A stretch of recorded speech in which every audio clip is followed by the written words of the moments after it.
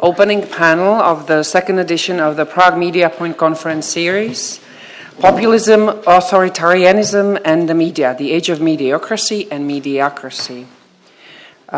It is organized by Transitions Online and Keynote, and this conference aims to address the influence of authoritarianism and populism on the development of the media and communication industries in the Central Europe and as well as other regions of the world. Some of you have probably met at the receptions either at the German embassy or yesterday at the RFE, and the ones who are missing this morning have clearly stayed way too long.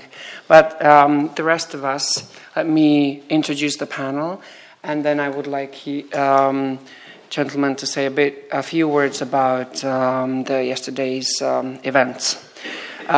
So we can all welcome Mr. Benjamin de Cleen from Belgian Vrije University. He is the director of the Research Center for Democracy, Signification and Resistance. Anna Matušková, who is a political marketing expert at the Charles University and at the Institute for Politics and Society. Regarding to the topics we're going to discuss, I also have to state that she's connected to a think tank that is affiliated with the with the Deputy Prime Minister of the Czech Republic, and he's also head of a political party. Jiří Pehe is the director of the New York University in Prague. He is a political commentator, writer, and expert. And let me introduce myself. My name is Jana Ciglerová. I'm a journalist. I work for the biggest Czech daily, Mladá fronta Dnes. And regarding the topic, I also have to state that this my newspaper is owned by the same Deputy Prime Minister as Anna's associated to. And now, please, I would like you, Jeremy Drucker, and if you could say a few words. Yeah, okay. First. Okay. So, ladies and gentlemen, good morning. I'm Jakub Klepal from Keynote, one of the co-organizers of this conference, together with Jeremy Drucker from Transitions Online. We don't want to take much of your time, but concerning the events that took place yesterday in Paris, we just wanted to take a moment at the beginning to express our condolences to our colleagues and friends in France and to all the people of France for the terrible events that took place. We also wanted to inform you that we have, since this is an international, small but international gathering, on some of the issues that are also related to what happened yesterday. We have been in touch with the security services here, with the Prague Police Department. They are aware of the event here, and we are taking all the measures necessary to make sure that nothing is happening that should not be happening here security-wise. Just to inform you, generally, Prague Police Department is not at the moment evaluating the situation in Prague as of increased security risk. There are increased security measures at venues that are related to France, to the French embassy, French institute, etc. Also the traditionally sensitive locations such as the Jewish monuments, some of the commercial venues, but otherwise the situation in Prague is normal, and you can at the moment relax and dedicate yourselves and ourselves to the conference. And I would also like now to ask Jeremy Drucker, my colleague, to also address a couple of words to you. Yeah, so not much more to say. I mean, it's truly a horrible event, and our hearts go out to those in France, and also I hope any of you who have loved ones or friends in Paris have checked in with them, and they're fine as well. We did want to have a moment of silence, at least to do that here in Prague. So if we could just have a minute right now just to reflect on that and again think about what has happened and the future, really. So if we could start that right now. Thank you.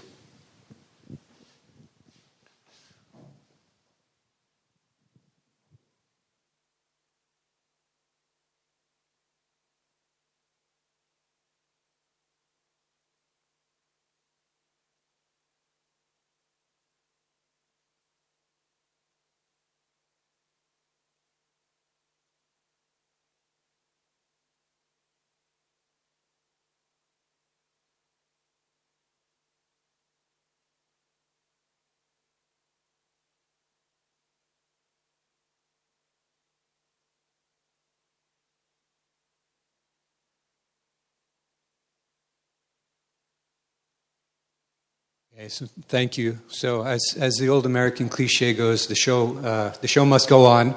So we will do our best to still have a fascinating day and interesting panels, and continue to think throughout the day about what has happened. So thank you. So thank you, Jeremy.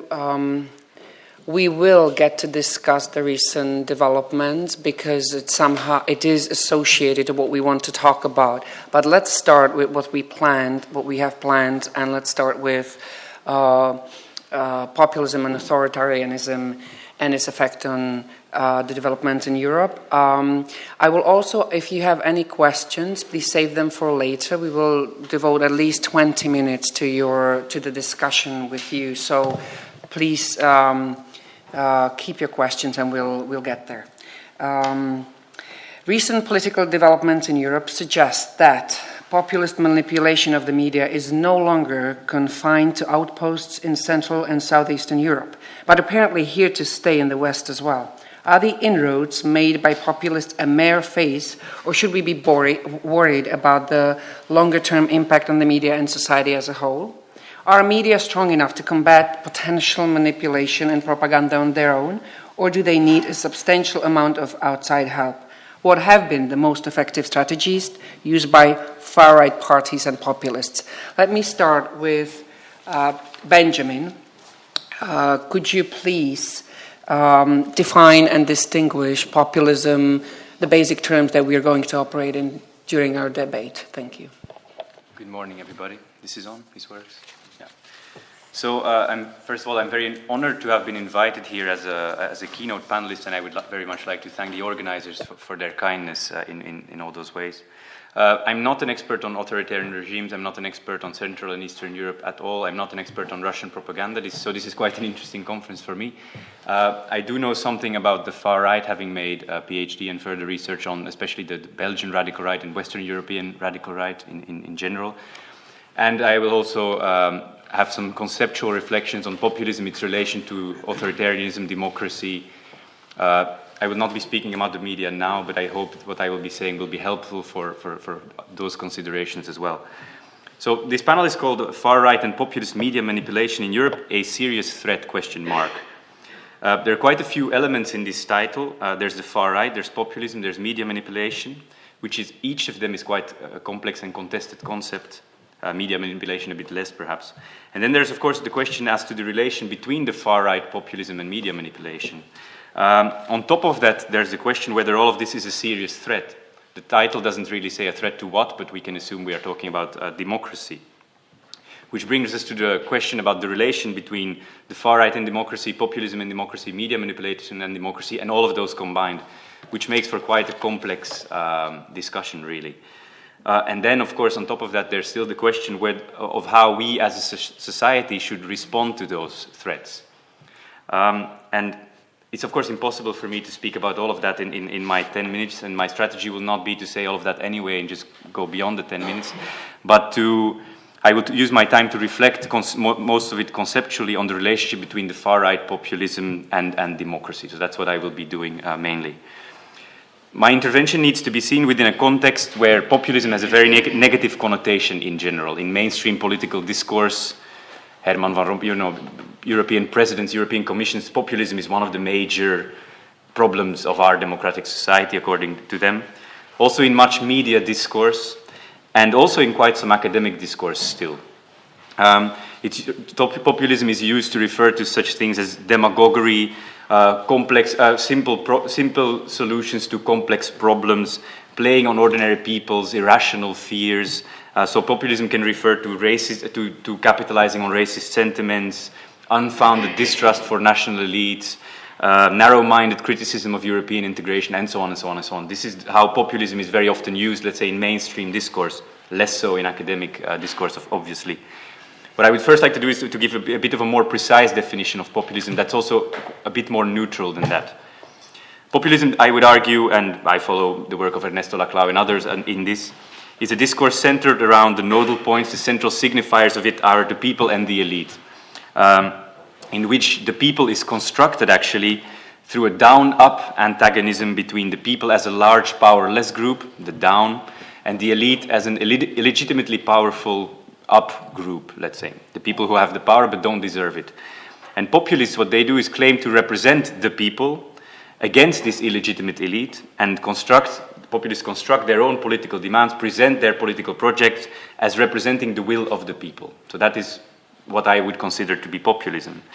It's actually close to what Christopher Walker said yesterday in the opening panel. So populism is in a way a political strategy, a way of formulating demands, not a certain set of political demands in itself. It's not an ideology. It can be used by the left, by the right, by potentially basically any kind of political project. And using this definition, I will now formulate a number of reflections on the relation between populism, the far right, and democracy. First of all, how do the far right and populism relate to each other? I think it's very important to distinguish those two things from each other. There are two sides to this argument. First of all, the far right is not necessarily populist. There were far-right parties that were not populist at all, but very elitist, seeing themselves as a nationalist vanguard, that kind of thing. Very elitist explicitly also. This even goes for parties that today are very populist. The Vlaams Belang, for example, was a very elitist party. Anti-parliamentary democracy, seeing itself as sort of above the people and able to speak for them, the voice of the nation, the voice of the people that didn't even know they belonged to that nation, that kind of thinking. On the other hand, not all populists are on the far right. Chavez, Podemos, Syriza, etc., I would consider them populist. They are very far removed from the far right. So using the term populism to refer to only the far right is a problem, and is also a problem for the analytical value of the concept of populism. So I would suggest not to do that. This leads me to a second question. When we discuss all kinds of populist parties and movement, is populism really the main problem to us, actually? Is populism the problem to democracy that we should be focusing on? Let me take the radical right again as an example, as a group of parties that I assume and hope we all agree on have some problems. Looking at this kind of parties, it becomes clear quite quickly that populism is not the core of the matter to these parties.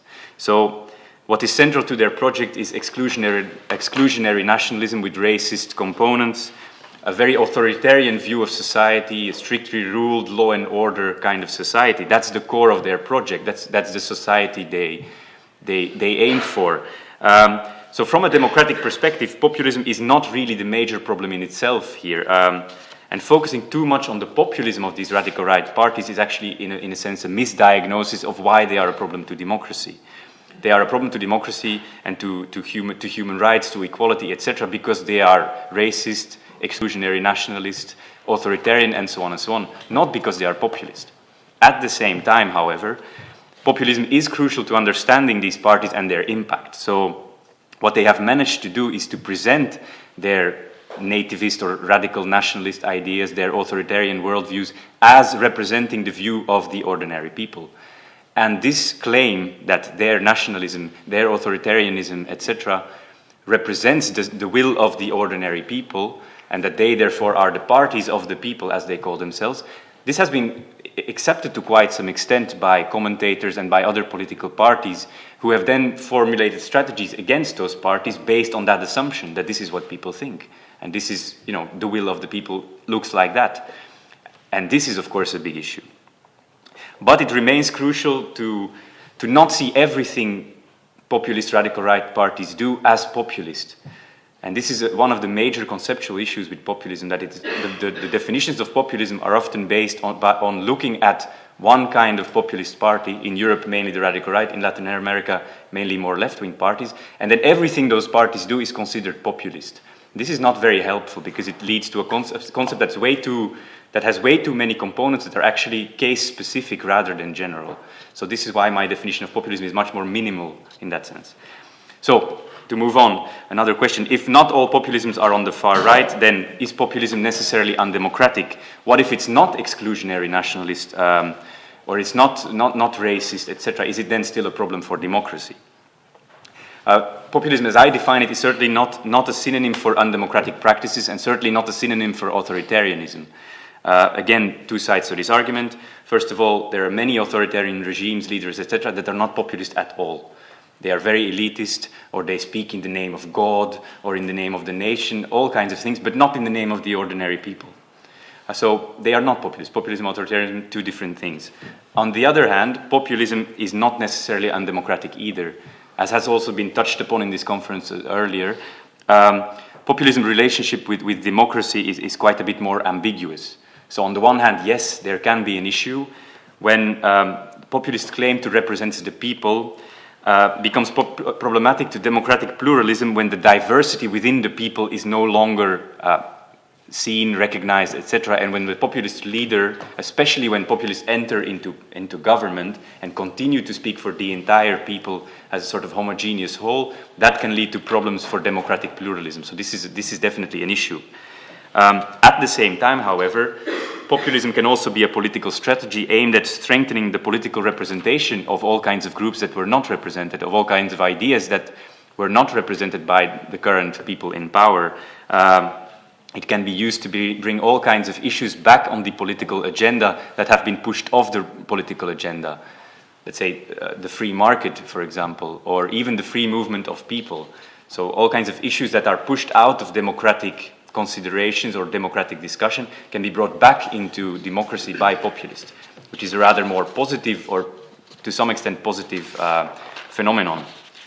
These examples of the free market and especially the free movement of people already point to the tensions within the notion of democracy itself, and between, on the one hand, majority rule, people decide, etc., and on the other hand, liberal democratic rights, equality, freedom, property rights even, etc.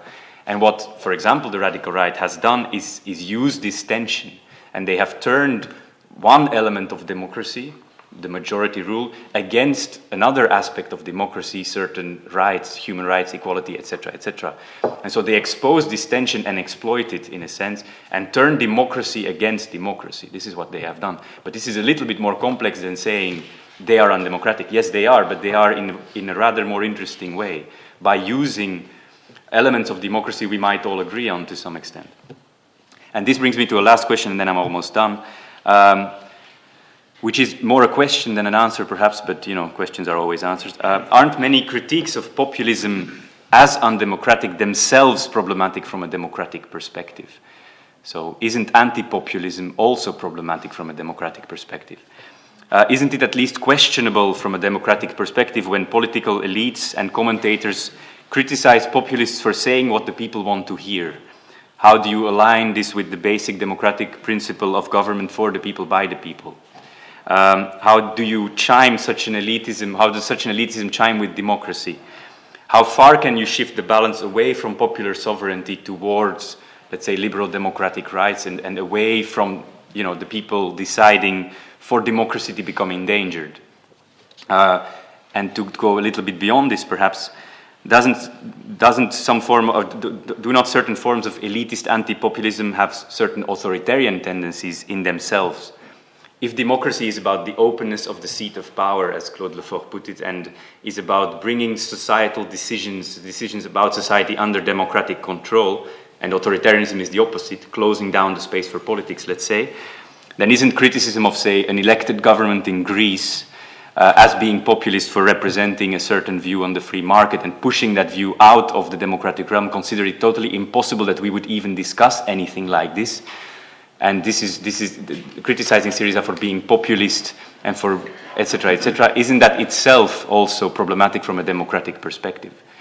And this is the question I would like to leave you with for now, and I hope we can discuss my statements / questions in the rest of this talk.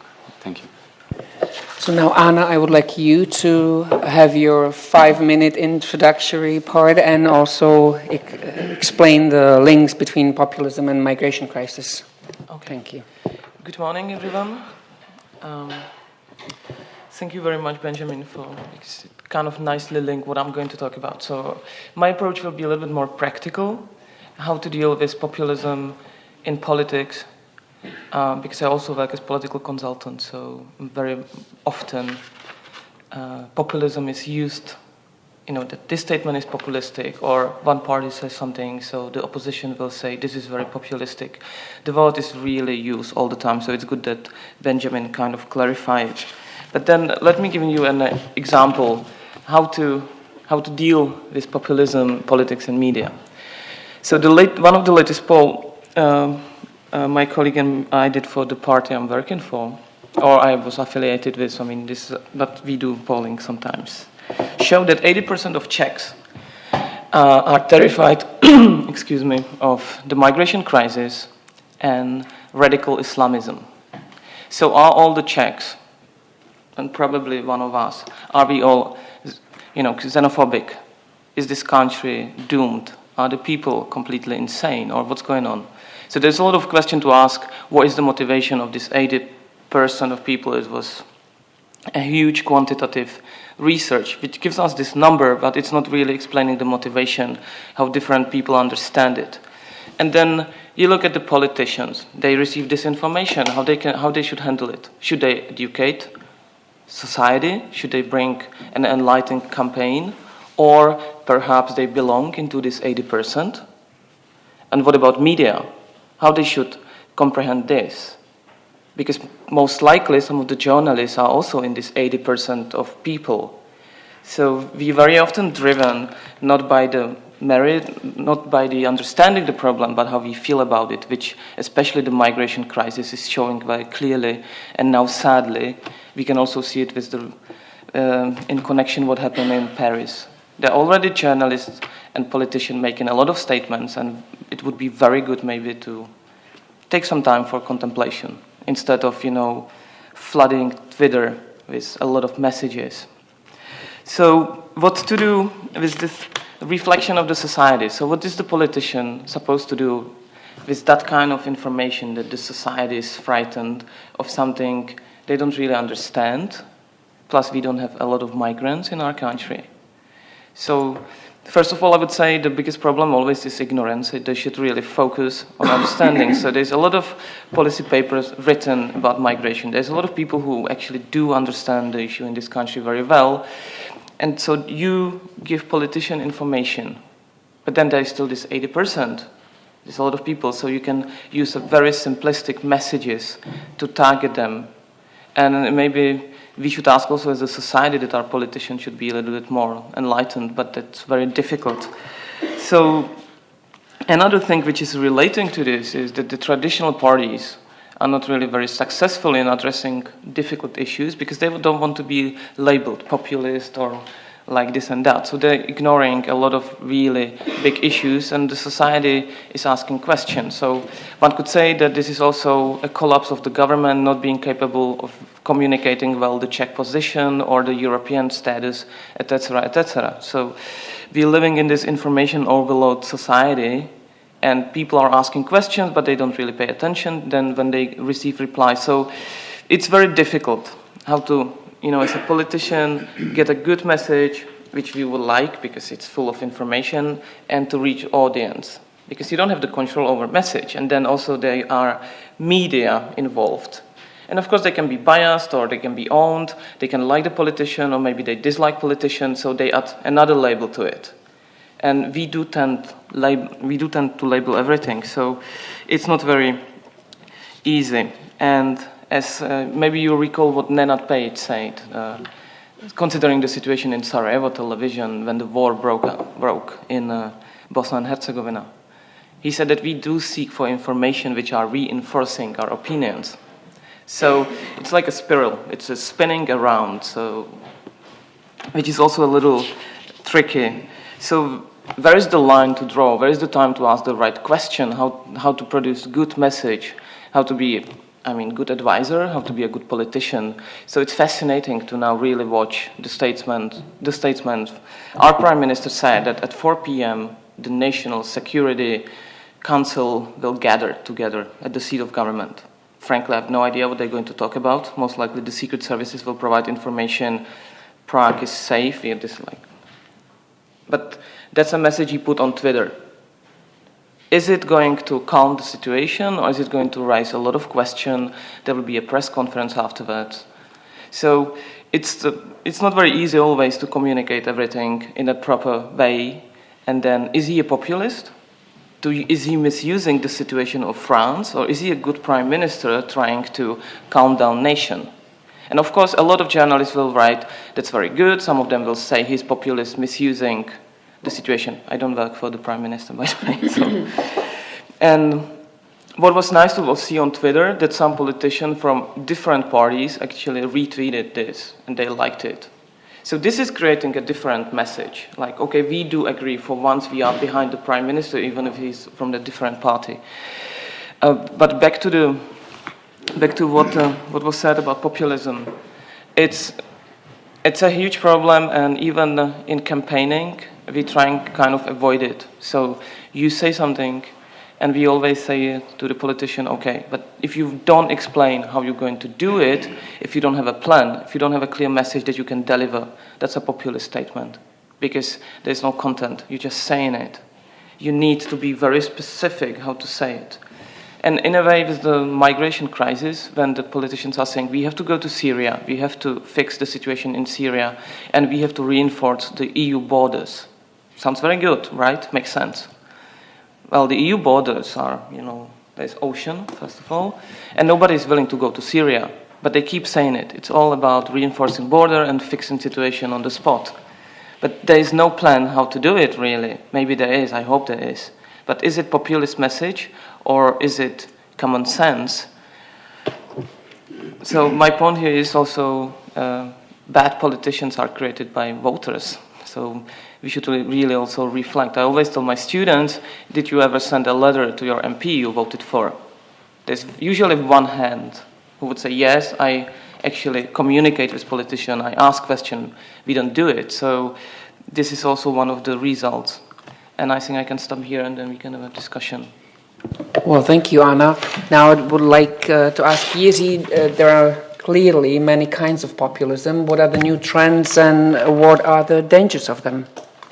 Thank you. Yes, thank you very much. Of course, I saw some of the notes from the other speakers, so the advantage of speaking the last is that I don't have to really speak about populism as a sort of a subject of political analysis and political science, because there are many volumes that have been written on populism and what it is. I would maybe, just because I am on the panel with two representatives of a movement that is new, I would maybe mention this kind of populism which is emerging, and maybe I will stir up some discussion. I think that we have seen the traditional populism in Europe, of course, which is anti-elitist, as my colleague said, and which is very often arguing from the point of view of ordinary people, so-called ordinary people. But that kind of populism stayed for a long time within the framework of party politics. That means it was basically arguing, yes, we want to do things in a different way. We are against the corrupt political elites that have ruled this country for this and this period of time. We are against corruption. We are against this and that. But those movements and parties used the or stayed within the framework of politics. Now we have something quite new, which also manifests itself here in the Czech Republic, and that is movements founded by very rich people who actually, on the one hand, pretend to be an ordinary citizen and to represent ordinary citizens, which in itself is an amazing leap of logic. And then they also argue against politics as such. They say democratic politics or politics is a corrupt, non-functional process. It cannot work. We have to come up with something else. This was started to some extent already by Silvio Berlusconi, but in the end Berlusconi stayed within the party framework, and we know that he created his Forza Italia first as a movement, but then actually it became a regular political party of sorts, although its agenda remained populist. And he certainly, being a billionaire, he worked with the media, owning a large part of the Italian media. and that helped his message to get, or it helped him to get his message across. In the United States, we now see Donald Trump, who has a very similar anti-elitist message that we hear from many populists. But again, it is a very strange situation because he is one of the richest people in the United States, and yet he puts himself in the position of speaking for the ordinary people. We used to have under communism our restaurants very nicely divided into 4 groups, and the lowest one was the 4 category, and that's where the ordinary people met and smoked a lot and drank a lot of beer, and so when we say that something belongs to this category of the restaurant, we mean really the lowest possible denominator. And so it is very strange when you have a politician who is very privileged economically and so on, speaking supposedly for this segment of society. That is what Donald Trump is trying to do now in the United States. The language he uses, gestures and so on.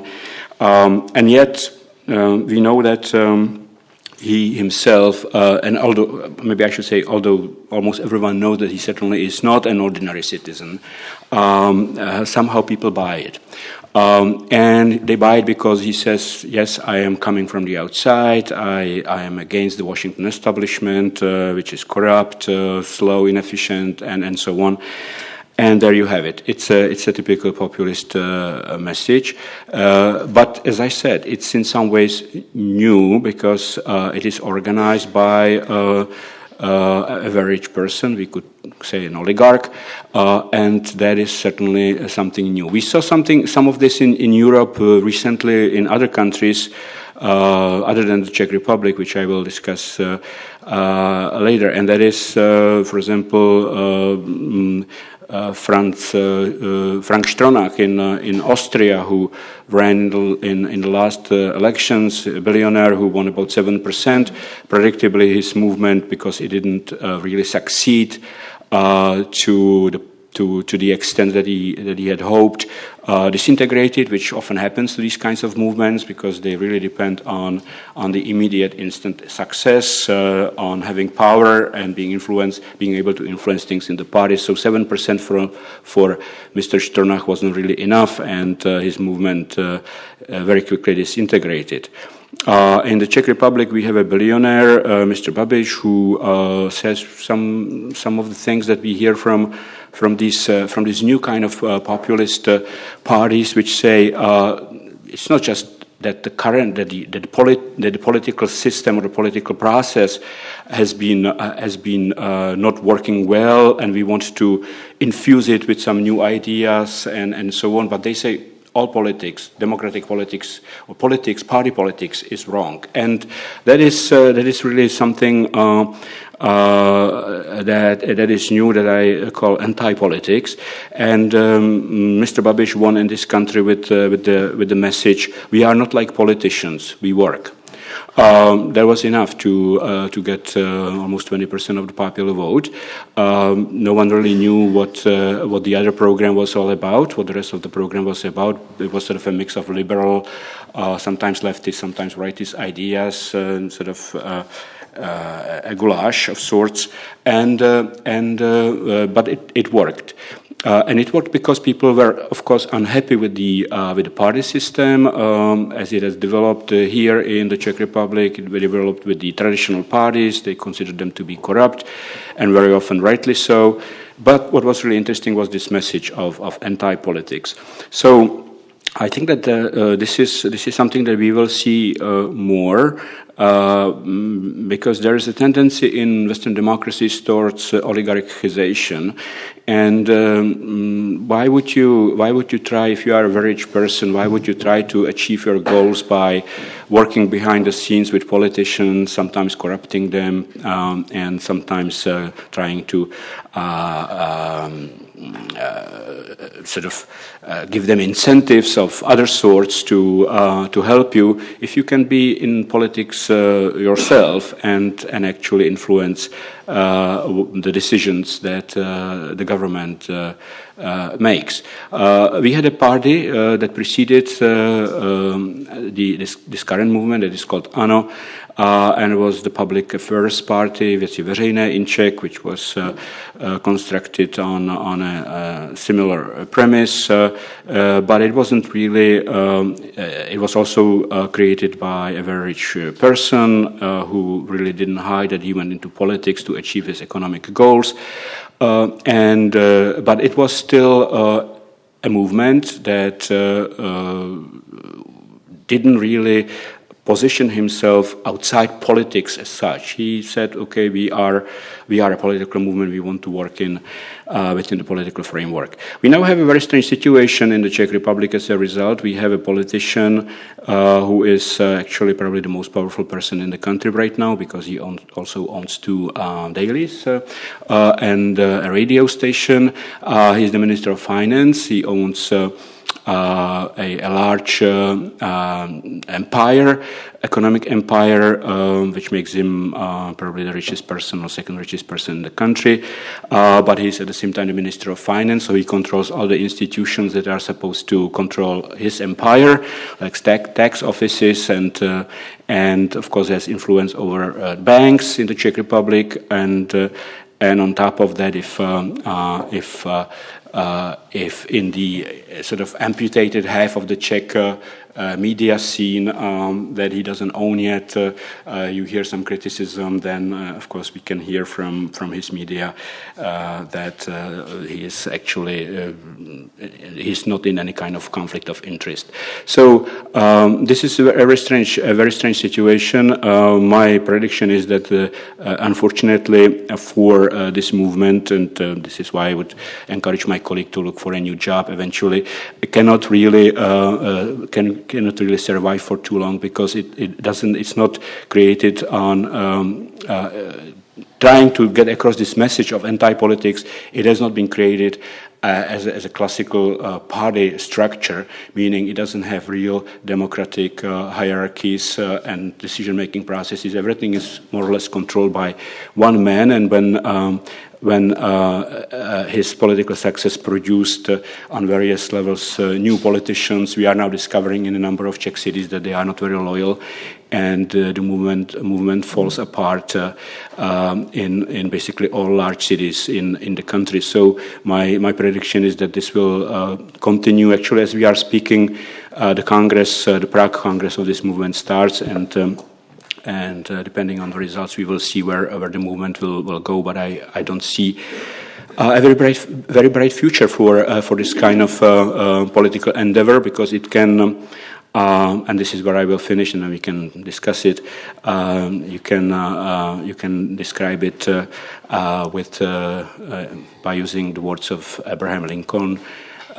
You can fool some of the people some of the time, some of the people all the time, but you cannot fool all the people all the time. Thank you very much. Well, thank you, Jiří. I have to state, just because Jiří suggested it, I had been working for the media, for the daily newspaper, recently owned by this Deputy Prime Minister, for 10 years, and he's been owning it for 2 years. So, and I'm not a political journalist, so I'm not in anyhow influenced or representing him, as Jiří suggested, just to state this. Now, Benjamin, I would like to ask you if you, as an expert, see this wave of anti-politics as anything dangerous. Thank you. Good question. First of all, I'm also not representing the Minister of Finance of the Czech Republic, or not yet.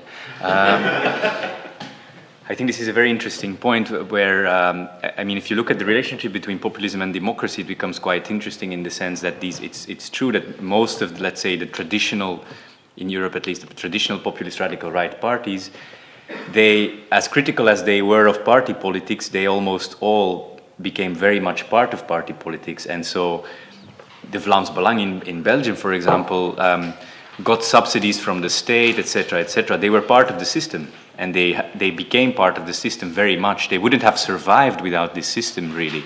Also due to financing laws, etc., which are a bit particular. And this kind of new movement where very, very wealthy people enter the political system and actually are more profoundly anti-political in that sense, I think is something slightly different, and also potentially holds, I think, also dangers for democracy. Is there a more precise question you would like to ask me? Because I have some reflections on this, but I don't know the Czech situation very well. Right. I know Berlusconi. No, but Jiří has described it as a trend that's going on in the world, the United States, and so is there any danger of it? I think it is. I think that this undermining of the legitimacy of parliamentary democracy is absolutely very problematic. Yes. So where will it go? Where will it go? I have no idea. Do you know where it will go? Well, I think that we can see that at this point, democracy as a system is in danger in its classical form, definitely, because this is not just that we have local oligarchs who are very rich and they decide to go into politics, and predictably enough, they don't want to work within the regular party structures because they own their political parties or movements. So why would they bother with some kind of party democracy and so on? But it is a more general problem, because we see in the process of globalization, we see that this process has two sides, two faces, which are not really comparable. On the one hand, we see economic, technological, and globalization and globalization and communication. On the other hand, we see that political globalization is not happening, and when it's happening, it's attacked by a lot of populist and right-wing parties, like the European Union, because they say it's not democratic and we cannot have democratic institutions above the state level. But what does it mean? It means that there is really no control of this globally working market that used to exist on the national level, because the market has always been to some extent extending over the national borders, but it was for a long period of time it was more or less under control of national political elites, and in Western Europe in particular, they managed to bring it through regulations and so on under control, creating social welfare state and a lot of environmental measures and so on.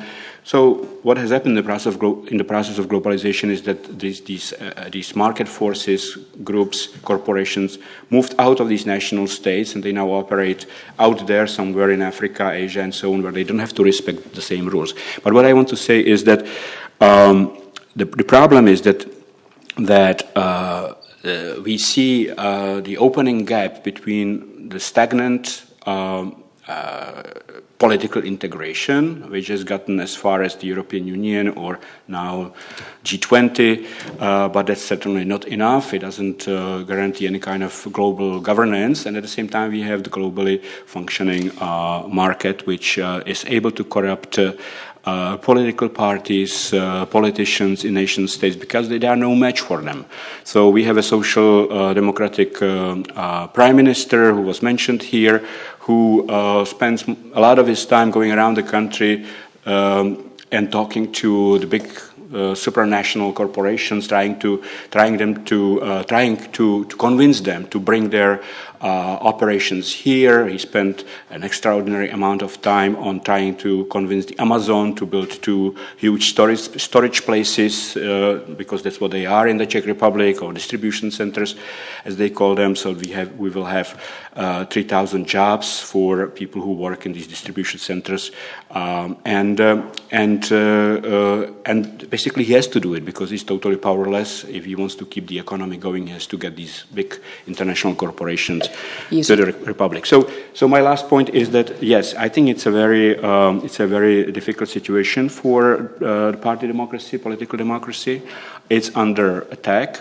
And what we see in the case of oligarchization on the local level, it's just these are just local manifestations of a much larger problem, which I think is threatening democracy, liberal democracy as such. Okay, Benjamin. No, thank you. course, parties are like the Czech case, because I work for various parties in this country, and of course the only really democratic party having the proper structure, the proper system is the Communist Party, which never really excused itself for committing all the crimes in 50s. But this is the role party, one would say, for political scientists in many aspects. But this movement, ANO, which is of course, one can criticize on so many levels, but it would never happen if there would not be this collapse of traditional political parties. Seriously, it's all cause and effect. So it's not only like we did great campaign, but it's also the situation in the society. And let's see, the party is changing as far as I know. They're building the structure, which will completely make every other election much difficult for the party, because every process will take longer. The new parties have this advantage of being really fast and responding really fast because they lack structure, so they're good for election. And then it comes what Jiří described quite clearly. And of course, there's another thing, politics is craft. Yeah, you need to know how to do it. But also, I will always argue, it's a constitutional right to run. So I found it really funny when people say some people should not run. I don't understand this point. And also, of course, it's a rich person. Yeah, he could probably buy the government. So I think it's better that he's exposed, that he is in politics. Now, what Jiří said, though, that there used to be control, which is now weakened because of the media being owned by these people. So are the media, and that's my question to you, Anna, are the media strong enough to combat the potential manipulation and propaganda? I used to work in the Czech media, so I've been always a big critic of Czech media. And even before Mr. Babiš purchased one of the biggest media houses in the country. Let's not have it only about Czech media, okay? Because we're in an international panel. Okay, so if I look at it, what I do nowadays, I read a lot of course I read international press, but mostly I read Twitter. I follow journalists, or media houses I found interesting. I like the way in the US it's quite clear who stands where, because that's confusing in Europe. And of course a lot of people, even journalists, are having agenda. What I found kind of interesting, because unfortunately I'm a lover of old Europe, but Europe is changing, the topics are changing, the kind of politicians we are having is changing, and media, the analysis, they're really not providing all the information, so it's really difficult to orientate, even if you're very close to the source of information. So I'm not saying it's an easy job, and of course the structure, it should be clear who owns media. And of course, at the end of the day, you read something in media, and then the reality is completely different. Not only because of the politicians will influence it, but because very often the media, the quality of journalists is. That's the Czech case. There's a lot of young people who are not well educated. So I will go back to the biggest problem: is the ignorance and no time to really understand the problem, because very often the problems are really complex. As you can see it right now with what's happening in Paris. A lot of the analysis which I have read are completely pointless because they have no content, but people are just writing because they feel urge to express their opinion. So the media are very often changing into, I want to write, I want to describe. It's more like blogging than the real proper journalism, I would say. But once again, what's the real proper journalism in this changing society? How to comprehend the changing things, the issues we are facing. 20 years ago, nobody would think we will see somebody beheading someone on television. Does it belong to television or not? Benjamin, you wanted to say something? Sorry. Yes. I was interested by the point you said that there's a transnational, globalized capitalism that is extremely powerful. Where basically the situation we are in is that the power of governments is how much tax cuts can we offer this or that big company so that they would please give us 1,200 jobs, basically begging on their knees. It's almost shameful to watch sometimes, this kind of begging of big companies. We had one day after the Volkswagen scandal broke, we had Belgian governments crawling over each other to offer Audi and Volkswagen tax cuts and benefits, etc., if they would please build some kind of new car in Belgium. It was shameful, actually. It was very difficult to watch. But I recently wrote a chapter on nationalism and populism and the relationship between the two, which ended with reflection, because I don't really know, about the notion of transnational populism. because we clearly have a transnational elite that is under no democratic control whatsoever, and our own national governments, the only thing they can do is beg them. And so the question is, politically, can this be brought under control? The only solution is either go back to national sovereignty on many levels, which won't work because they are too powerful. The other option is, can you create democratic institutions on a transnational level that actually have the power to control this kind of capitalism? Which, I mean, there are, of course, transnational institutions, but they don't really have the power and they don't really function in a very democratic way either. So this is a question I asked myself in that chapter. I don't really have the answer. But you see, for example, the Yanis Varoufakis at this point trying to force some kind of pan-European movement that aims to what he calls democratize Europe, kind of thing. I don't know if this is, I mean, I don't expect this to be very successful on the short term. But still, perhaps these are questions we should be asking, which again, and this brings us back to this notion of populism, points to the potential democratizing effect of speaking in the name of ordinary people against, in this case, a transnational economic elite that clearly does exist, and that clearly does have a lot of power, and that clearly is in no way bound by democratic governance or the people's opinion, etc., etc. So this is just something I wanted to point out in relation to quite an interesting point, I think. We have about 20 minutes to discuss the French situation now, and then we would have 20 minutes for questions. So I would like us to slowly move there. Now, Jiří, what do you expect to be the next development? I know we have no analysis so far, but some are already calling it the 9/11 of Europe. What will be, I would ask you, what is the political development? Now, what are the dangers of the populism of French party for Benjamin? And Anna, what is the danger for the media? How the media should work under this new development in France? Thank you. Well, I think that the development is predictable when something like this happens, because it is terrible. It is very emotional. It is drama, and it threatens our own values. A lot of politicians will be trying to use this to first for all kinds of populist statements. And second, on a more practical level, for getting more power in the security area. So we will be told that we have to give up some of our freedoms again, because otherwise they cannot really fight against this kind of terrorism. And the third level will be mixing two levels. One is the refugee crisis, and the other is / Islam and in general, and the other is Islamic terrorism. So we will probably learn that we have to stop the refugee influx, because you see what these Muslims and what are doing and what Islam is all about. That will be probably one of the lines. I expect our own president in 3 days, when he speaks on during the national holiday at Albertov, where there will be a demonstration against Islam run by one of the local groups, that he will say something along these lines. You know, I warned you, look, and you don't believe me, but all of these people who come from Syria and Iraq are basically potential terrorists. So this will be this is what will happen, in my opinion. It will take some time, if there are no other terrorist attacks for some time, to again get a clearer picture. Now it will be very emotional, and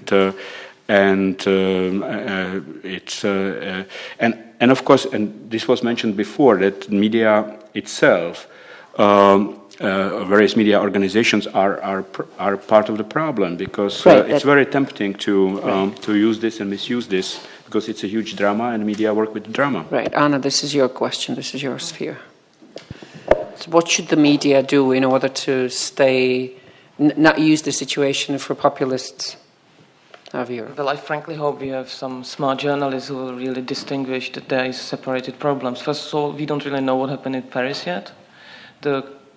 Making the links to migration crisis sounds a little crazy at this very moment. Of course, there will be people like that, but they should really try to analyze it and do their job properly. I mean, that's something what we can ask from them. But of course, I also can see the escalation, that's really scary and that's dreadful. And I frankly hope the government here will not make the connection and the simplification. And we need some time to know what happened there. The proper journalism, proper question should be asked. What is is there whatsoever connection to migration crisis? What is the connection to possibly radical Islamism? But also the political correctness should be, getting out of this equation. So there should be the good question asked. I think there are still good journalists who can really do this. And of course, populists will misuse it, and a lot of people, of course, they already make the connection. You see, the classic argument, we're saying it, Merkel is to be blamed for inviting all the refugees, which is, of course, nonsense. And it's, once again, as Jiří said, it's about our values. So, of course, it will prove where Europe stands. If it's the old good Europe we like, with also the values of rationalism, and using brains. But the question is, what are the European values nowadays? What will the states, share in common? But what I like, the think tank, I'm also part of European Values think tank, just published article. They republish it, actually. It was in the connection to Charlie Hebdo. So the first they said, we should not panic, we should not make these connections, it doesn't necessarily mean and we shouldn't label Muslim Islam, we shouldn't do this and that. And so they publish it again, and it's kind of nice that people are sharing it. So we shouldn't label it immediately on Islam. We shouldn't label it on migration crisis, but we have to ask the proper question. And I'm sure that France is doing whatever they can to find out. But that would be my normal understanding. But it's opinion of Anna Matušková. You don't have to take it seriously. Now, Benjamin, you as an expert on far right, you can clearly see that the far right, the Front National in France, they don't really have to do anything now, right? It's been done for them.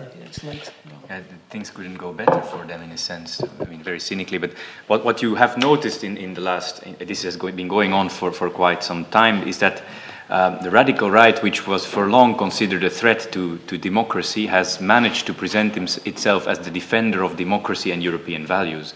So a very conservative defense of European values, European democracy, against Islam. And so they defend the democratic system, but they also defend democratic values that when these parties were founded, they were very much against. The equality between men and women, for example, against Islam. So they turned... So the form of where they used to, let's say, defend European civilization against decay and abortion, etc., they have to some extent moved. They have their argument formally has remained the same. We are defending European civilization, but what they are defending is completely contradictory with what they were defending in the beginning. So now they are the big defenders of the equality between men and women, for example. And things like this, as this kind of Islam as an enemy, just... Is perfect for them, of course. Like you say, I could expect, for example, the Front National to be relatively, to play it down at this point, because everyone associates them with this anyway. They don't even need to do anything. And the discourse around it in media, etc., of Islam as a danger, etc., is a good thing for them, I assume. So this is quite scary on different levels. Jiří, what do you think that the officials, what signals should they now send to people in order not to provoke the hysteria and strengthen it? Well, I think that it would be nice, but unfortunately, at least in our country, not very likely, if, for example, the president or the prime minister said, this is a terrible thing, this is horrible, it has to be investigated, as Anna said, let's give ourselves some time before we jump to conclusions, and at the same time, please try to distinguish between terrorists, fundamentalists on the one hand, and one of the 3 largest religions in the world, which has many different shades and so on.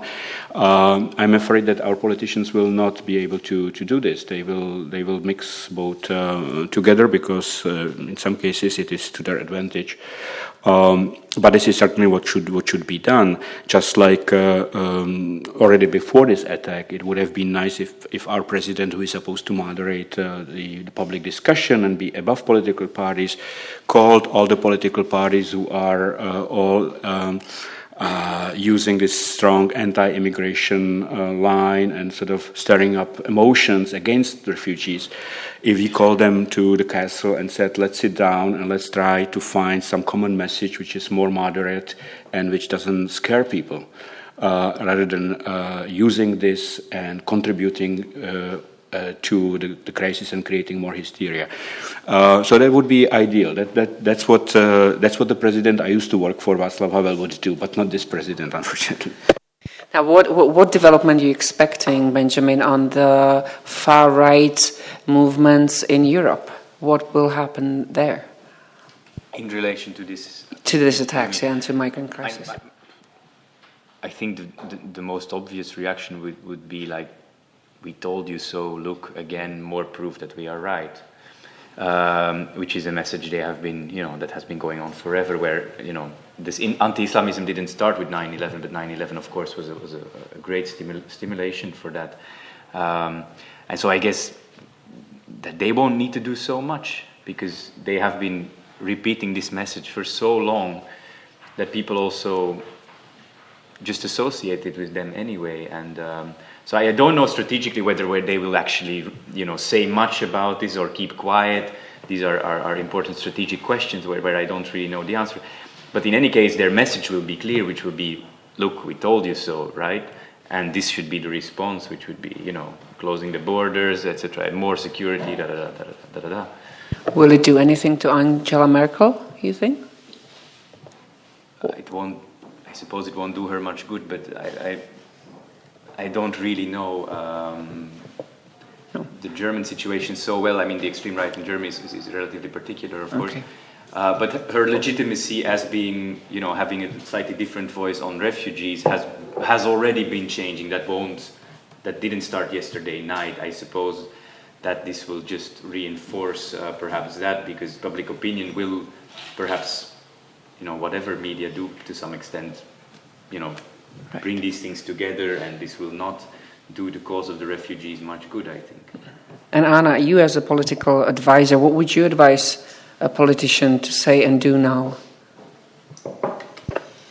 Something what I said before, take time.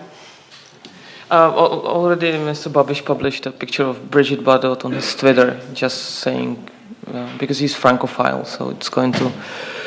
And he published it in French, so nobody is really liking it, because Czech don't speak French, so it was not that... sorry, it was a stupid joke.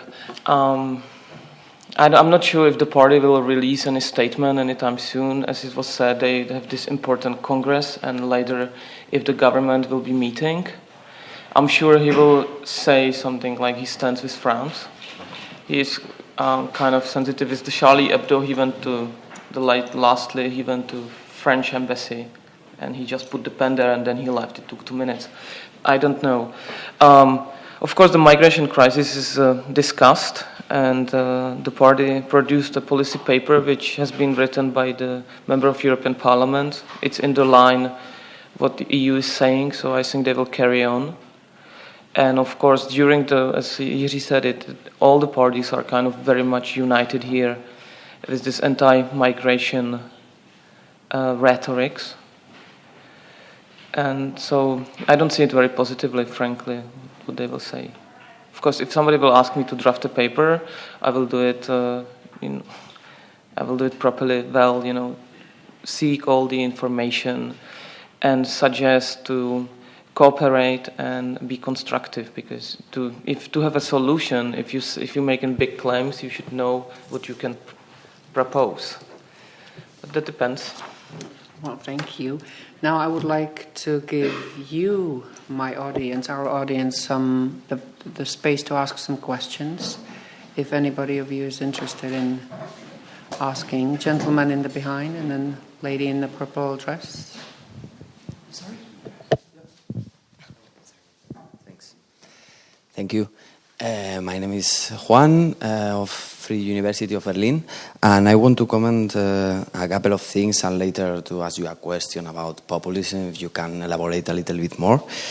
Just that I think that maybe we make the wrong approach if we consider only populism in terms of a danger or in terms of that we should eliminate it. I think that is more productive if we understand populism in terms of an indicator, a symptom of that something is not working well in democracies, in liberal democracies in Europe. That's why I think that there is a crisis, an important crisis in representative democracy, in democracies in Europe, but it's a long-term crisis because it's not new that the abstention is 50% or 40%. It's another symptom, for example, that we can analyze. But at the same time, another explanation, I think, of populism is the crisis in the social, for example, because in the social conditions in the South European countries, for example, and nobody speaks about that, we have a really destruction of the social cohesion of the popular classes there. Then it's obvious that the people is looking for another different alternatives to the two-party systems, you know. And this is another key point if we want to understand. And the third point that I think that is important is the crisis of Europe, of the idea of Europe. Maybe you can reflect a little bit more about what is the. You mentioned Benjamin. Before about the proposal of Varoufakis, if you have another different proposal, how to reconstruct this European space to give more sense in terms of the challenges, and also to link this with the idea of left-wing populism and right-wing populism, if you can reflect a little bit more about that, about what is the different proposal of this left-wing populism and right-wing populism, because I think that we agree in this minimal definition of populism in terms of elites against popular classes or something like that. And later we can define the different proposals of populist parties in terms of left-wing populism and right-wing populism. If you have any idea about if these proposals may have some impact in the European landscapes in the following years. Thanks. Well, thank you for your questions. Benjamin, would you like to answer them? Maybe Jiří and Anna? There are, of course, a number of different questions. I mean, the first things you said, that populism is a symptom of a crisis of representative democracy. I think I would agree with that. Certainly in Southern Europe also very closely related to actual very severe social problems that were not dealt with by the governments, not dealt with by European leaders, worsened by European leaders. Absolutely. So also that the crisis of Europe is also related to that. I think wasn't born then, but is broader than that. This distinction between left-wing and right-wing populism is interesting. Where I would always, first of all, I would always speak of the populist left and the populist right to make sure that to stress that this left-right to me is more important than the fact that they are both populist. This is something I always try to do. Where they have their definition of the people and the elite bear some similarities but are also different. On the left, this is not necessarily a true class definition, but it's clearly a socio-economic definition of the people. On the right, it's quite different, to the radical right. The people, there is an element of there's a socio-economic dimension to it. They will speak to people living in poor neighborhoods, etc., because they are the ones that suffered most from migration, their jobs were taken, they are the ones living in crime-infested areas, etc., etc., etc.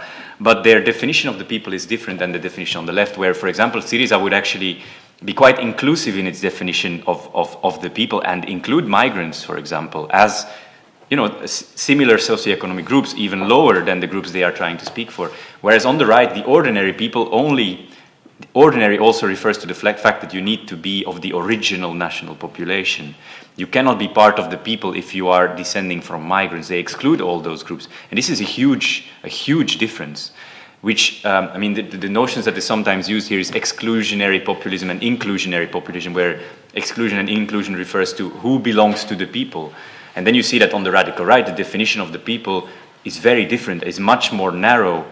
and excludes anyone who is not part of the nation as they define it, which I think in a democratic sense is far more problematic. So that would be one way of looking at it, I think. Jiří? One of my, I would come back to the idea of anti-politics. I think that we see this trend towards anti-politics. That means excluding the regular political process as we have known it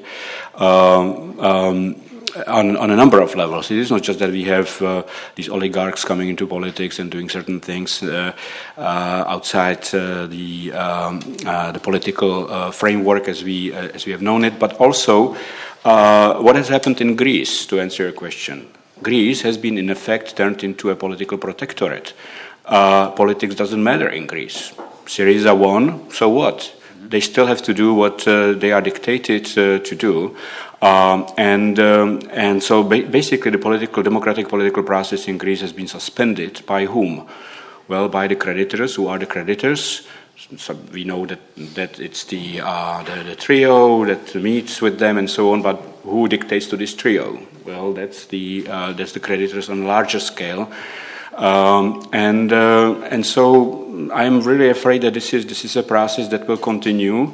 And if Spain happens to be, it's a bigger country. If it happens to be ruled by a movement like Syriza, Podemos.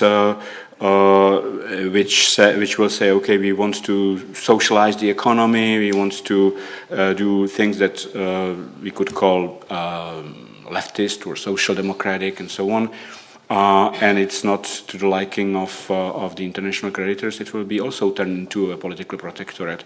So this is a process that is really almost inevitable. And I wonder to what extent politics on national level still, on the political process on the national level still matters. I think, and then there's another thing which I should mention, because this new phenomenon of anti-politics also manifests itself in appointing so-called governments of experts. So anytime there's a big problem and the political government cannot handle it, we have a government of experts, which happened in Italy, if you remember, a few years back, when because the political government could not get finances in order, they appointed the government of experts, basically suspended the political process.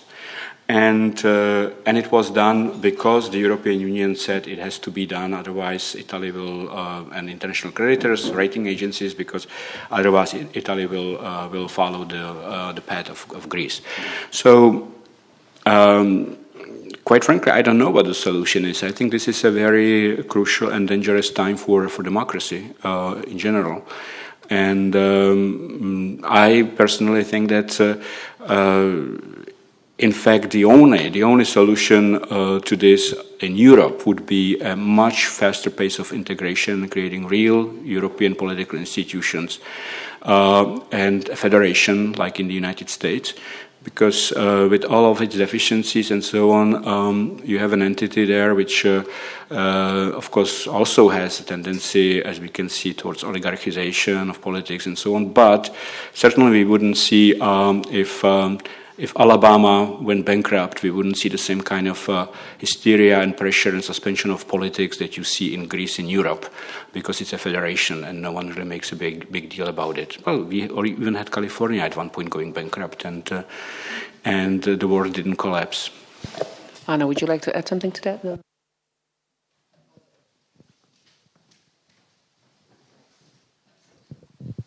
Thank you. I wanted to bring it back to a question that Anna posed at the beginning about what you do when you have a poll that says 80% of the population is against migration. And I want to bring in to that question, which I would like to maybe hear an answer to. What did you do with the poll that does that? But in a place where a big chunk of the media is owned by a politician to whom you're speaking, and, what assumptions are you making about how those opinions are formed? What is the relationship between the media feeding into the population and the population feeding into its populist leaders who are supposed to be speaking to it? representing those views. So where is it in the cycle that you see intervention, power, etc., and where is, what do we do about that kind of vicious circle of populism generating its own populist sentiment? Maybe the gentleman, you want to add to this question, or? He's the next one in line. Okay. Just to make it clear, so. Oh, you could do it. I'm from Africa. I'm at the back. Okay. Can I try on to the very same question? While I was sitting here also yesterday, one thought struck my mind, and that is the more things change, the more they remain the same. What I'm experiencing right now in the Czech Republic and a month or so ago in Germany is exactly what has been happening in South Africa over the last 20 years. So if you guys don't know it yet, there's a huge gulf coming, and it's going to change the way of life. South Africa had a population of around about 50 million 20 years ago. Now it's anything between 50 and 55 million. And that means only one thing, the collapse of society, because you don't have the infrastructure. It also affects the media. But that's just by way of introduction. I want to tie up this earlier question. A lot has been said about the way the media uses specific terminology. And the one thing that struck me a month ago in Germany and now again in the Czech Republic is how the media struggles to find the right words to explain, and I like the word migration because it's rather neutral perhaps. But my question to the panel is, speaking to people from taxi drivers to colleagues at the university, what I hear and what I see are two different things. The subtext that I hear is not xenophobia, just a fear of too many people, but it's racism. It's what? Racism. And it's colored in different ways, but deep down, it's racism. And I would like to hear the panel's comment on that, because racism is not supposed to be in Europe. Europe is not racist. That's the one point. The other point is on corruption. I've been listening to the colleagues who represent, and it turned out that there might be more than one or two. How do you actually report on corruption if politics is corrupt? Do you go over to the Minister of Finance or the Minister of this or that or the Deputy Prime Minister and ask him, is it okay for me to report on the corruption that's stemming from this office? How do you guys in the Czech Republic just deal with corruption if you're actually part of the system? And then the media. I know South Africa is a little backwater country in the global south, but there was a collective heart-breaking sigh of what's happening to this country when it turned out that the government is trying to incorporate the national broadcaster into the government's policies. And lo and behold, when it turned out that the government was actually buying up newspapers, this was terrible. It cannot happen in a democracy. So I'm quite surprised to hear, in this conference at least, people talking about government members having access to newspapers, actually owning them. So I was just surprised about that. And how do you guys on the panel deal with the fact that it's rather strange for cabinet members to have newspapers who are supposed to be the watchdogs of government? Well, I will get back to your question, and actually you made statements. They were not questions, so I'm not really sure what I can add to that. But back to this, there were more polls bringing the same data. The data I'm talking about are from the party, but just to kind of calm the situation down. One thing is you have some data and information. Another thing is communication discipline and recommendation. So very often politicians have information, they're just not capable of using them anyhow. So we want to really kind of dig deep into what does it mean. So we're not using it anyhow at this very moment because we want to find out what does it mean, if it's racism or if it's a little bit more complex. And also our data were from qualitative from focus groups firstly, when people spontaneously said, when you asked the question, right, wrong, track about country, they said the problem is migration. So we want to know more, what does it mean? It can be, for some people, the way how it's dealt with, or it can be the scared. So we don't really know what the data means. The 80%, that's what one of the media server, not owned by minister, published. That's the 82% of society. But we really, frankly, I also myself want to know what's going on because the regional election is coming, and if migration will turn into the biggest issue, that's insanity.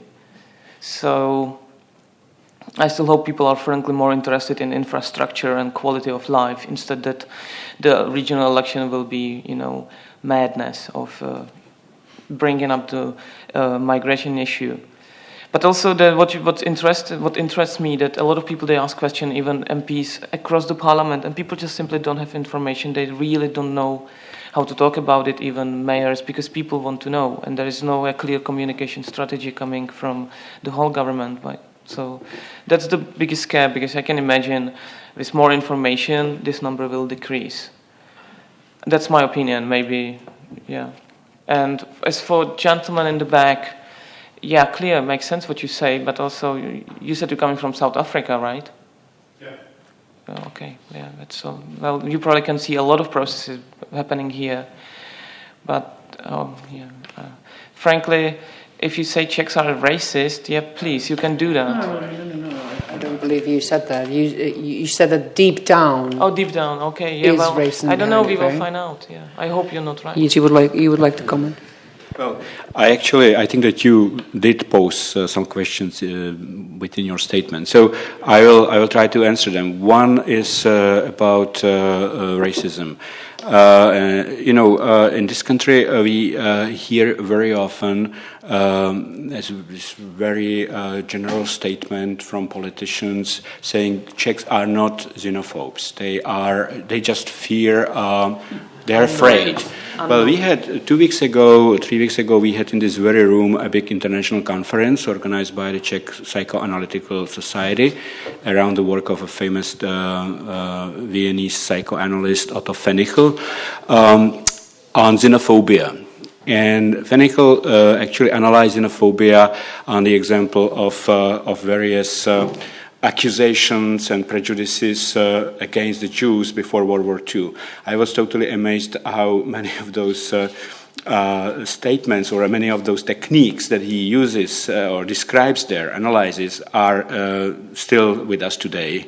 And they are used against the Muslims or others, Roma in the Czech Republic and so on. Well, xenophobia is a Greek word and it means the fear of the other, foreign. So I don't know what else it is that we are experiencing here. Although the Czech politicians will say the Czechs are actually very tolerant because look at they don't have anything against the Ukrainian migrants or people who look like us, but they are afraid of those who do not look like us. So I would say it's xenophobia and potentially racism. What else it is?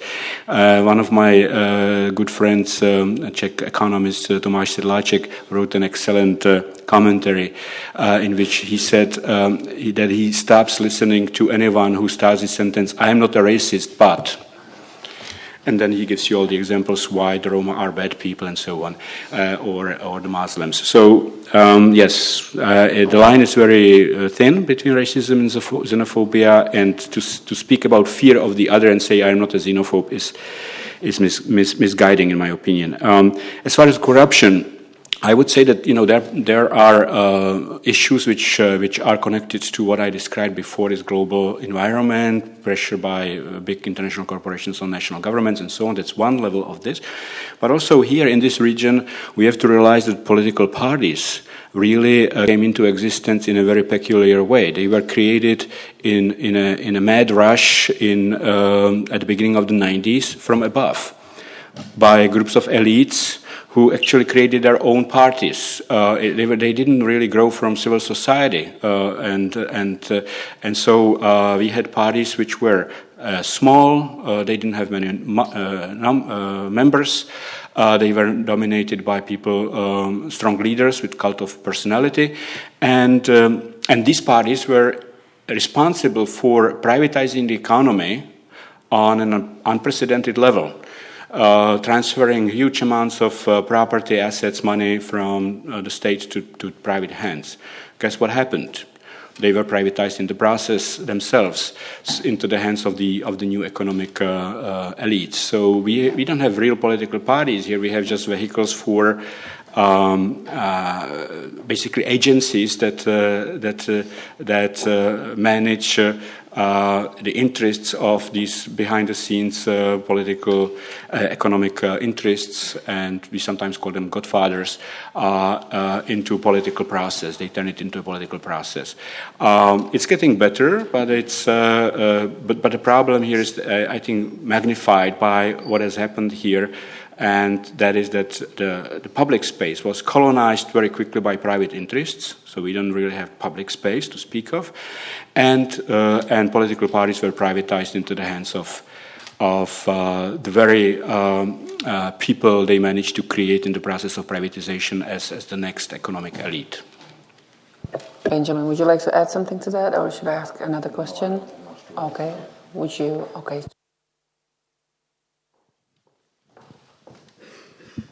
Thank you. I'll try to be really quick. My name is Mark Hanna. I'm at New York University in New York and University of Southern California, United States. Jiří, real quick, one quick question to each of you. Jiří, representative democracy is sort of predicated on this idea of information scarcity and educational scarcity, and so people need representatives to represent them in government. When we have a case like we do today, where there's this abundance of knowledge, abundance of education, might the kind of populism we're seeing today be more a form less of anti-democratic attitudes and more anti-ideology, the way that parties are sort of a form of institutionalized ideology? And Anna, real quick, political marketing is, as far as I can tell, somewhat exclusive, or at least emphasized in Central and Eastern Europe.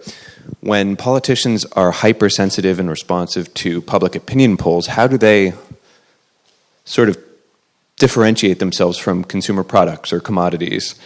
Even the term political marketing, which might be an apt description for what political processes happen in the United States, is resisted there.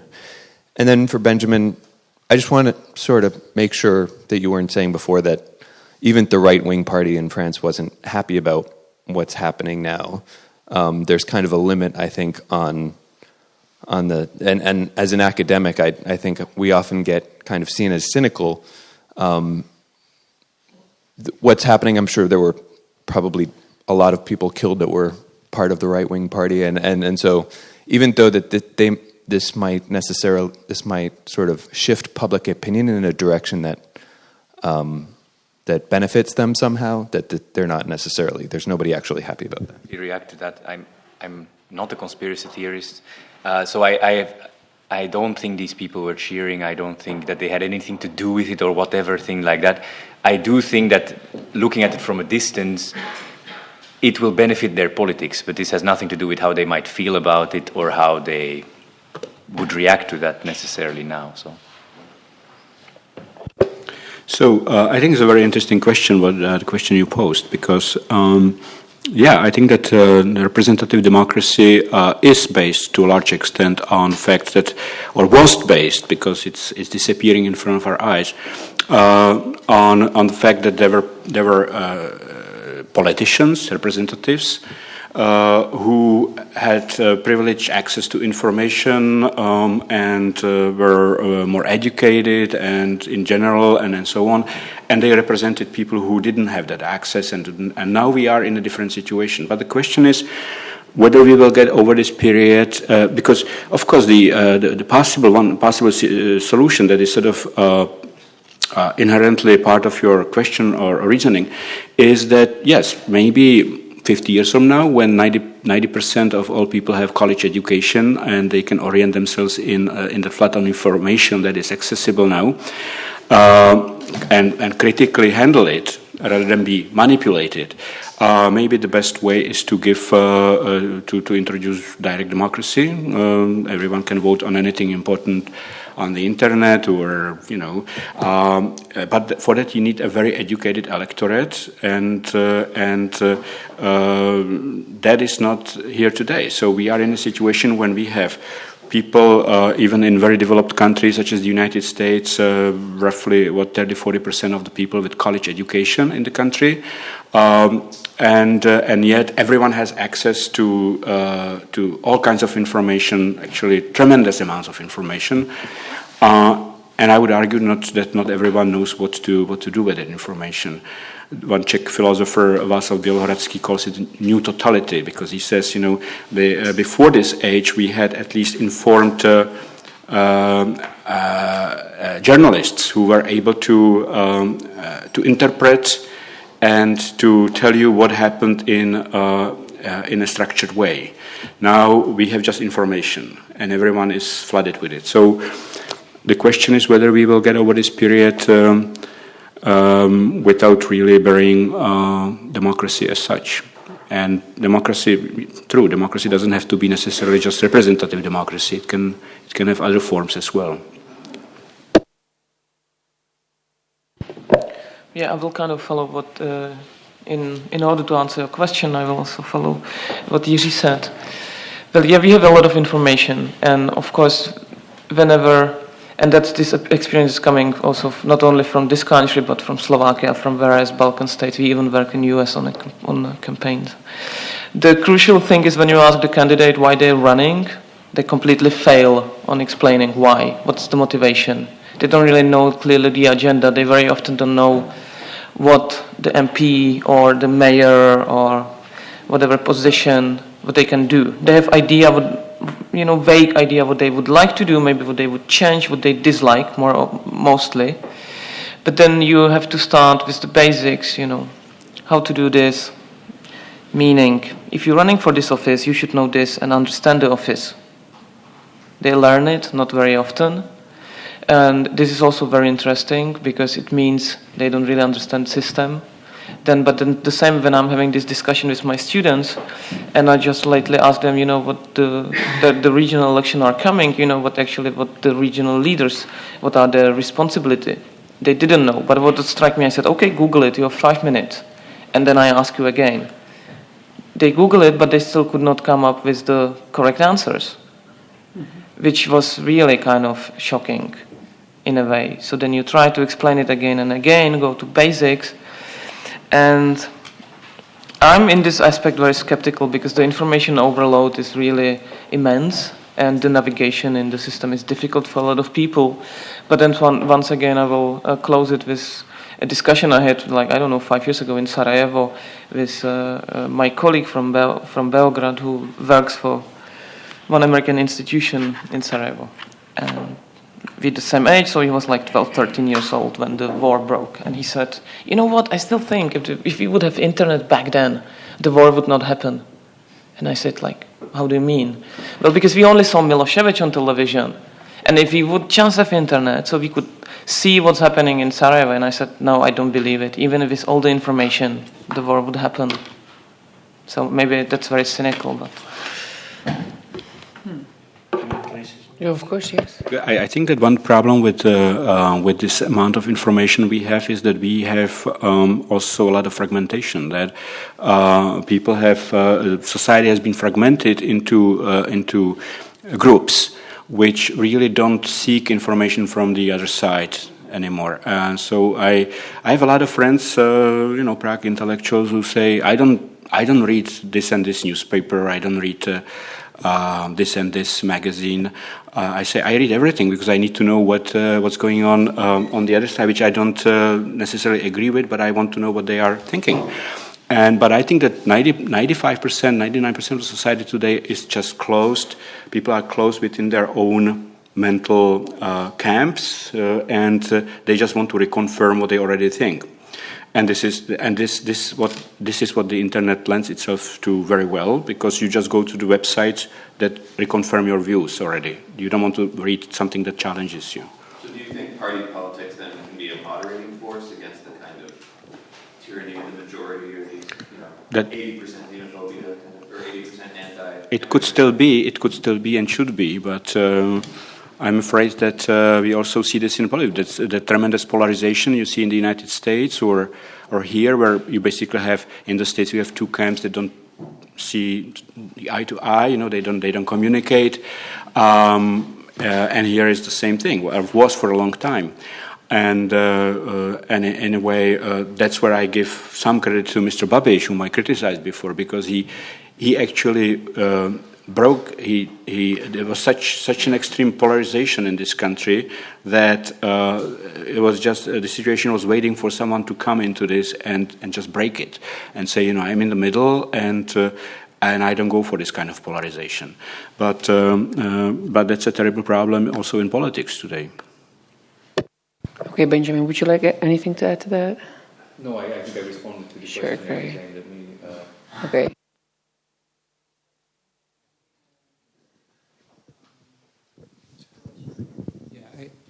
I have just a quick question, and I think we better end. I guess more for Ben. We kind of got away a little bit of the discussion about the influence on the media. So I wondered, just with the far right, which I'm really not an expert on at all, has it been the case that the mainstream media has been less welcoming to their message, and they've had to use alternate channels such as social media or websites that would not be called mainstream in order to spread their message? Or have they somehow co-opted the mainstream media, at least in accepting them as opinion makers, and the need, as we said, I think yesterday, we were talking about this kind of false objectivity and talking to both sides about an issue, so that they feel obligated to get the anti-migration attitude and then, in a way, legitimate the right-wing parties, or has that not worked?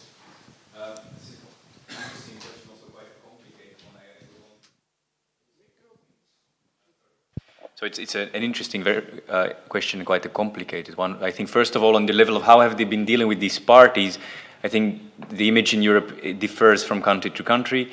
What you see, I think, that is a sort of, they have not been treated like all the other parties.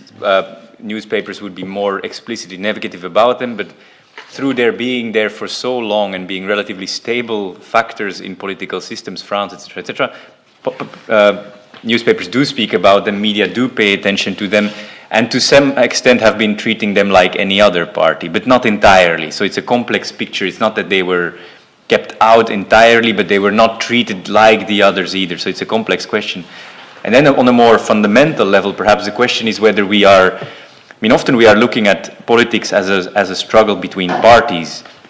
So the Front National is bad, and then Sarkozy that's okay because he's not extreme right, etc., etc.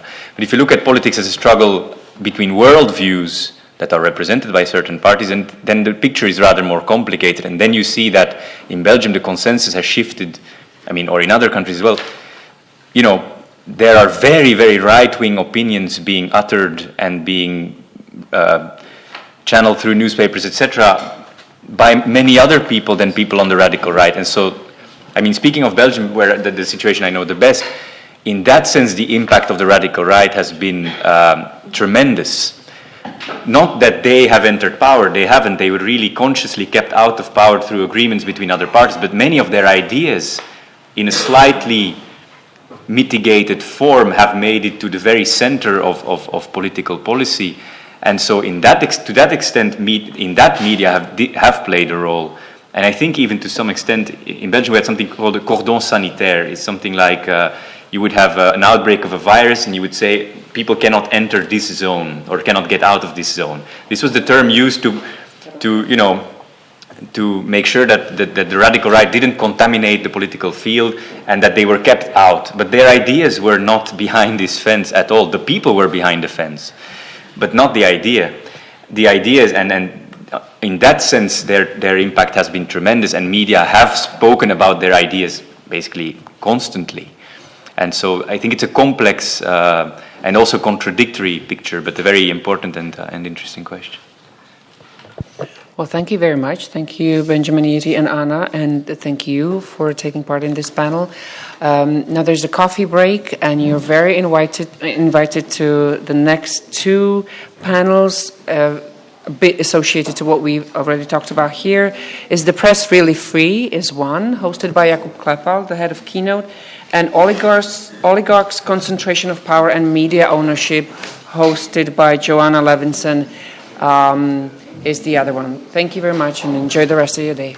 Sorry, before everyone breaks, just a very quick thank you also to Jiří Pehe for hosting us here in this beautiful room, in this beautiful campus, as it is. So thank you, Jiří, for, again, allowing us to use the space. I would just say that it's our privilege to host this conference, as we did last year also. And perhaps on a more positive note, I just learned that all of our students, 20 of whom went to Paris, are safe. So at least some good news in. Thanks.